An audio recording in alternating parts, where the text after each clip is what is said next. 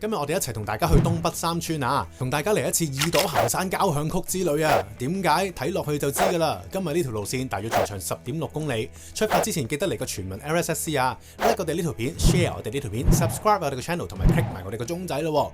Let's go！ 今日嘅出發點都係烏蛟騰啦，今日相當之大霧，而家係早上未夠8點鐘，咁就相對比較寧靜啲嘅。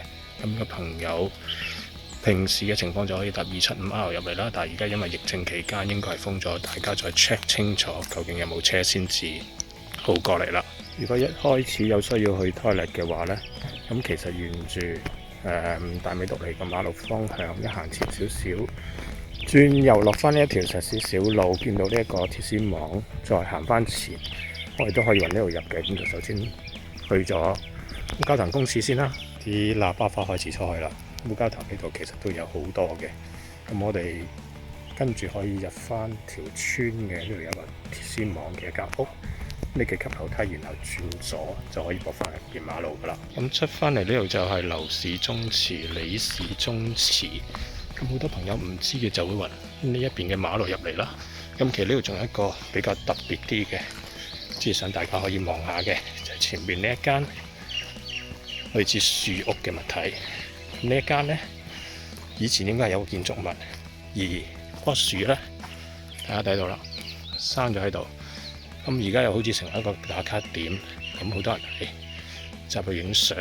咁啲樹根盤踞住，咁但係希望大家唔好挨、唔好擲、唔好坐、唔好爬啦嚇。另外一個嚟烏蛟騰嘅方法就係搭小巴啦，喺大埔墟站搭20號 R 路啦，就嚟到呢度落車，咁就頭先我電腦都行少咗。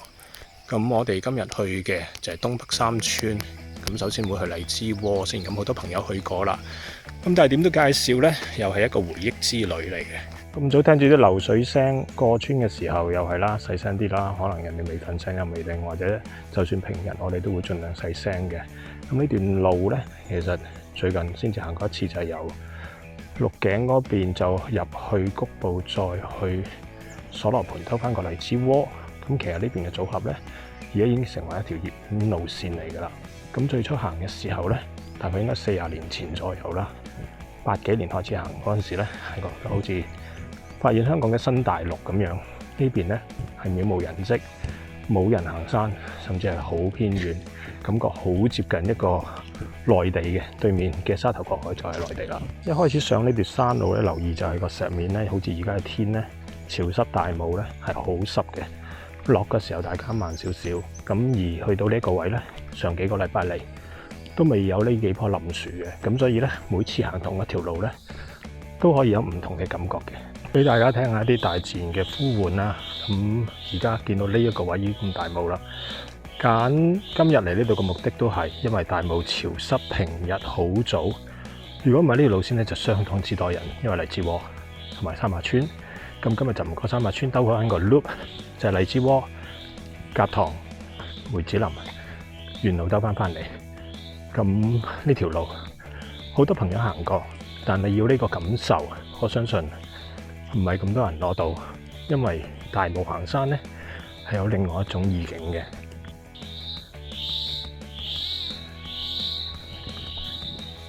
好似一個交響樂咁啊！大家聽到啦，叫完有一陣唔同嘅音啊，好得意啊！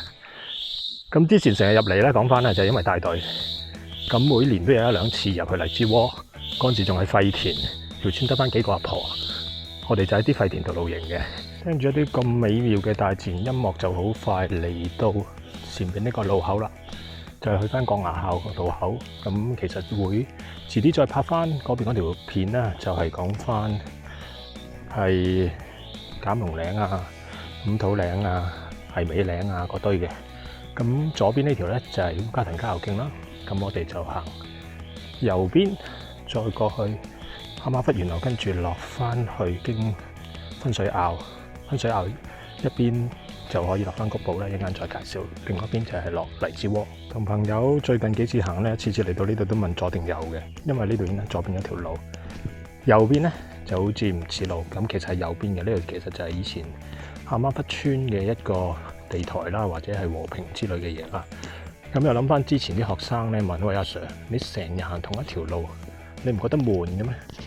咁其實我當時俾嘅答案就係每次我都唔同嘅，一啲唔同嘅朋友啦，唔同嘅天氣啦，個感受亦都唔同啦。咁所以其實就算呢一條路除咗喺西貢區之外，東北可以話自己好熟悉嘅地方，因為自己夜晚試過禮拜六放工，Light Journey 入嚟荔枝窩，然後接翻班學生，佢哋喺度露營，又試過自己好夜咁樣行翻出去 Light Journey 一個人又試過。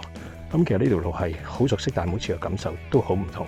直至到40年之後嘅，或者40幾年啦嚇，再行翻，亦都有好唔同嘅感受嘅。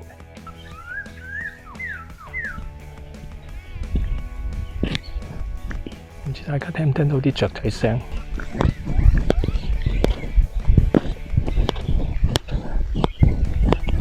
比頭先嗰種特別好多嘅。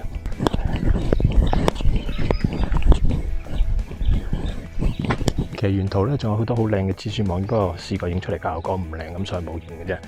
咁而家呢啲咁濕、咁唔適合行山嘅天氣，反而自己係中意，因為係會少好多人，咁而可以寧靜聽翻呢個大自然俾自己一啲感覺嘅。除咗聽下大自然今日送俾我哋嘅交響曲之外，你睇下平時我哋見到嘅蜘蛛網就避之則吉啦。你哋又有冇試過慢慢觀賞下去呢？真係好似蠟筆小新畫出嚟嘅圖案咁啊！好快就上到嚟分水坳對上呢笪草地啦。咁呢笪草地咧，通常都會啲朋友喺度 take 個 break 啊，甚至喺度食少少嘢。因為點解咧？平時呢度望出去咧就係印洲塘，咁就見到好多，包括一啲島啦，甚至吉澳啦。咁望翻出去個景係相當之靚嘅。咁早期嚟嗰陣時，當然唔會有呢條露出嚟嘅水管啦。咁好似之前講過，去咗一個好唔熟悉嘅地方。咁我哋而家落去下邊嗰位就係分水坳啦。牌都指得相當之清楚啦，左邊鹿頸，右邊荔枝窩，我背住嗰度就係嚟緊嘅烏蛟騰啦。咁而睇翻幅地圖咧，指得好清楚啦，分水坳。咁如果左邊嘅谷埔亦都係笪好靚嘅地方。當年仲記得個阿婆喺村口度賣汽水，咁而家就係廁所個位置啦，新起咗個廁所啦。咁一落到去點都幫襯下，因為點解咧？佢條村係冇乜人，咁而家亦都唔同咗啦。咁我哋今日就係荔枝窩，再兜過嚟呢個甲塘，再兜梅子林，然後再翻嚟分水坳，再沿路就出翻去烏蛟騰。呢度有好多個牌啦，咁呢個好清楚啦。咁右邊咧就係梅子林，就一陣間我哋會揾呢度兜翻出嚟，就重複翻啱啱行過嗰段路。咁上面個牌就寫住朱門田，咁就成個範圍，但係喺兩個地圖 app 上面咧都叫做紫門田嘅。咁呢個大家又可以留個言啦，究竟係朱門田定係紫門田呢？一陣間我哋會揾呢度出翻嚟。嚟到呢個位就諗起當年呢一度有一個荒廢嘅桔仔園，咁沿住呢一度行咧，全部都係桔仔樹，咁而家當然變咗啲墓地啦。咁我哋當年咧，因為條村已經廢咗大部分，剩翻幾個阿婆，頭先講過啦。咁啲桔仔咧就伸晒出嚟，咁我哋就喺呢度前面啦，鐵絲網個位，咁啊一路喺度摘。咁當然而家唔建議啦，如果就算見到都好，因為通常都係有人種嘅。咁當年咧，甚至有個導師摘到咧，成袋桔仔孭翻去嘅。咁就喺呢一度附近。咁如果有朋友都有同樣嘅經驗咧，亦都歡迎留個言，分享下早期荔枝窩同而家人頭湧湧、好熱鬧嘅呢種感覺。嚟到呢個分叉路口咧，左邊咧就係荔枝窩村後邊個風水林兜個圈，另外嗰邊咧亦都有棵大榕樹嘅。咁已經好耐冇去過咧，一陣我哋試下揾前邊，我想介紹咗前邊先。咁前邊呢一個而家已經變成唔會再用啦，應該係以前係一啲垃圾焚化嘅一個設施，已經40幾年前已經見到喺度㗎啦。一入到嚟呢個位咧，就已經去到村嘅範圍。咁所以大家保持翻靜啲啦。而家係有外來人住㗎啦，咁亦都甚至有啲民宿酒店添。上次啱啱有啲工人裝修緊，參觀都幾靚咁，睇下今日會唔會睇到啦？呢個長壽門呢個牌係新整啦，而家喺度做緊一啲維修啦。咁甚至嘅就係話，人哋村已經好唔同㗎啦。譬如前邊見到呢個位咧，咖啡啊，但係啱啱上幾個禮拜嚟係全部閂晒，因為疫症期間。咁成條圍村係少咗咁大嘅規模啦。咁後邊排比較難啲啦，前面排、中間排咧就開始慢慢復修啦。咁呢度亦都有好多 banner，亦都有好多寫住係可以有嘢食嘅地方啦。我只不過望一望嘅啫。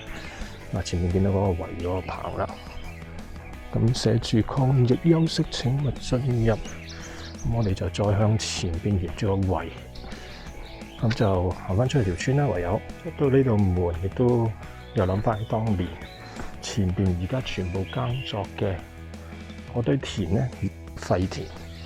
咁嗰陣時就紮晒，我哋就喺呢度做 campsite 啦，紮晒營啦。咁後邊有條水咧，仲記得咧，可以坐落去有個坑可以洗頭嘅添。咁最入得嚟密嘅就係話試過今個禮拜入嚟。然後下個禮拜又入嚟，紮完之後將啲調味料收埋喺間廢屋，揾幾個膠袋包住晒，然後紮住晒。咁下個禮拜就唔使再咩嘢入嚟。咁而呢度就係另外一道門啦，應該係西接長江。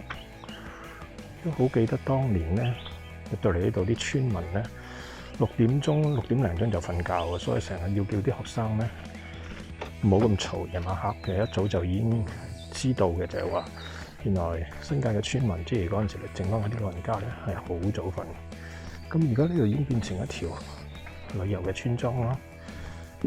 咁因為你見翻前邊嗰幅相啦，咁成個荔枝窩嘅故事館，咁其實係可以參觀，都係呢度啦，成堆一條圍村。咁至於外來最多人嘅就係因為而家馬料水有船去荔枝窩。睇翻荔枝窩故事館開放時間，但係因為疫情期間咧，好多時都係唔開㗎啦。咁而遊走呢啲咧，另外仲有一個文物館啦。咁你咁早當然會唔開啦。咁陣間我哋上到去梅子林嘅時候咧，亦都係有間故事館嘅。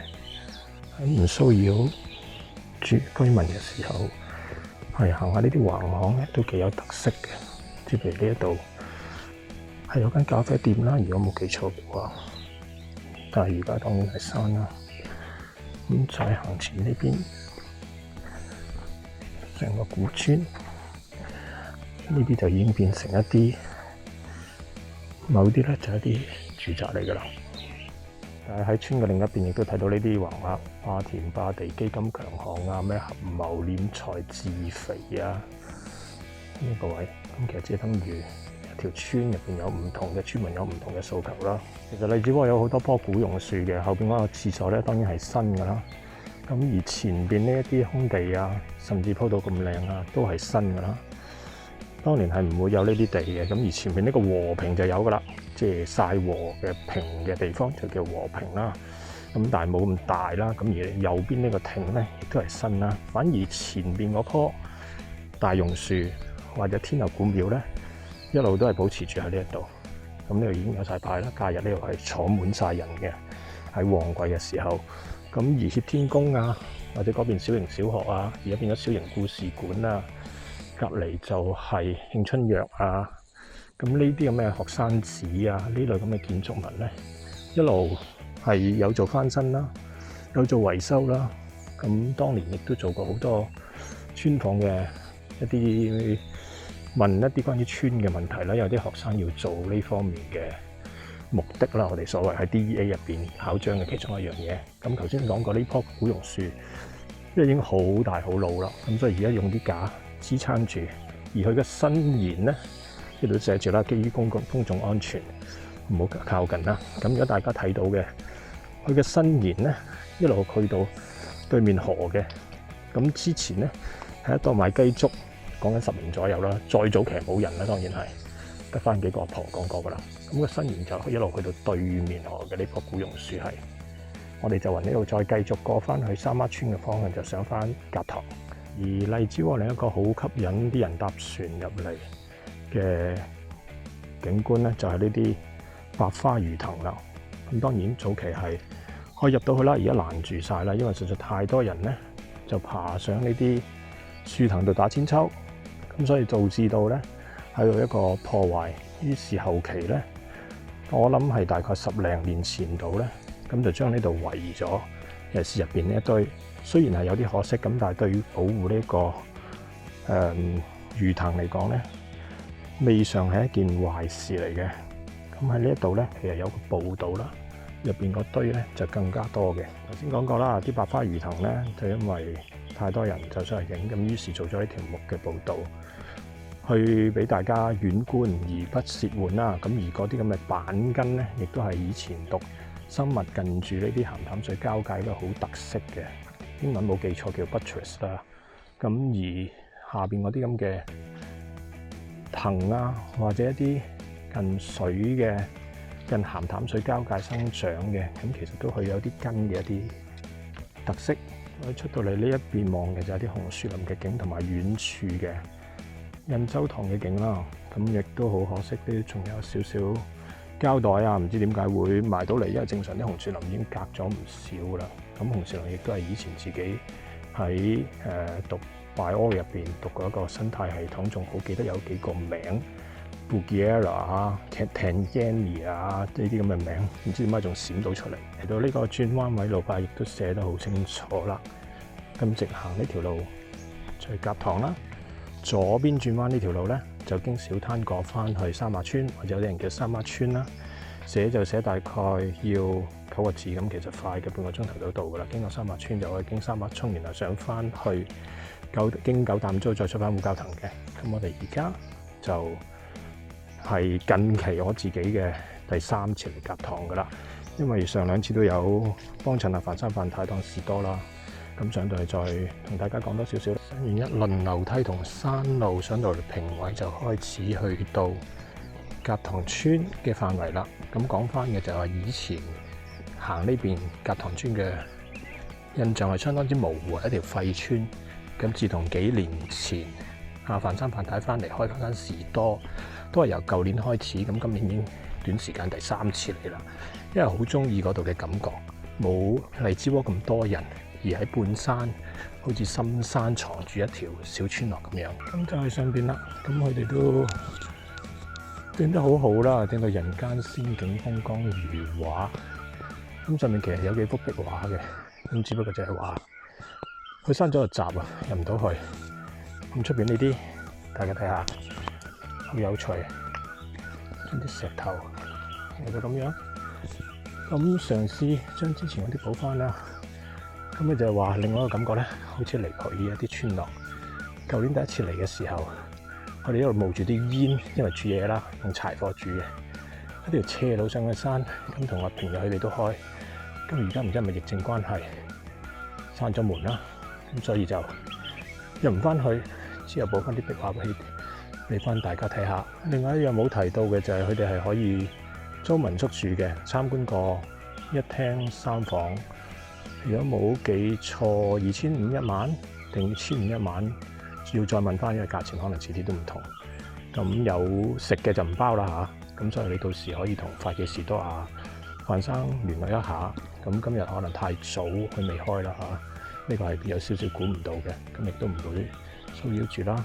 咁但係大家聽下呢條村嘅聲音，咁真係好諗翻尼泊爾又好，非洲又好嗰種感覺，尤其是上 Gonapani 啊，又或者去完 MG 白沙之後一路上山去住 EBC 個方向啲小村嘅感覺。咁離開甲塘我就向梅子林個方向啦。咁梅子林應該就唔會封住，因為甲塘村主要得翻上面嗰間士多嘅啫。咁所以點解話早期係完全冇乜印象，反而梅子林啲村我就有印象啦。遠處呢個位見翻荔枝窩啦。咁其實由甲塘行翻個梅子林都係一條石屎山徑。咁頭先漏咗幫亞發嘅士多做下廣告啦。咁曾經去食蝦啊、食雞啊、食菜啊、炒星洲炒米啊都 OK。咁同埋佢最出名嘅係咩咧？就係菠蘿包。咁其實佢每日都會蒸一大盤菠蘿包。咁但係唔好以為冇人幫襯，原來係荔枝窩嘅係會上嚟買，又或者會送過荔枝窩嗰邊。咁所以下次記得試一試佢新鮮出爐嘅菠蘿包啦。經過咗大概5-6分鐘到嚟到梅子林村啦。咁其實梅子林大家都知道，富安對上有個叫梅子林，喺東北呢邊亦都有個叫做梅子林。嗰邊呢排就係印象之中嘅梅子林村啦，係爛嗰啲啦。咁而家一路復修到，正如頭先所講嘅，越嚟越靚，同埋會吸引到唔同嘅遊客啦。嗱，呢度又有一間一路入條村啦，其實都相當之多壁畫，係好多有心人士申請咗個基金，然後將呢條村變成一個吸引之處。等假期嘅時候，行山嘅朋友可以一次過睇埋呢幾條村啦，即係講緊東北，我唔記得嘅藥啊，即係包括咗荔枝窩啊、梅子林啊、甲塘啊、鎖羅盆啊、榕樹澳啊、榕樹坳啊。成條村嘅規模唔大，咁假期預計咗啦，好多人嚟影相㗎啦。咁呢度亦都好清澈嘅路牌，呢條路就落翻荔枝窩啦。我哋左邊咧就去翻分水坳頭先講個牌嘅方向。咁頭先呢度亦都寫住梅子林故事館。咁今日唔開啦，甚至參觀過都係一間村屋，而係比較講翻呢附近呢度嘅歷史有興趣嘅朋友。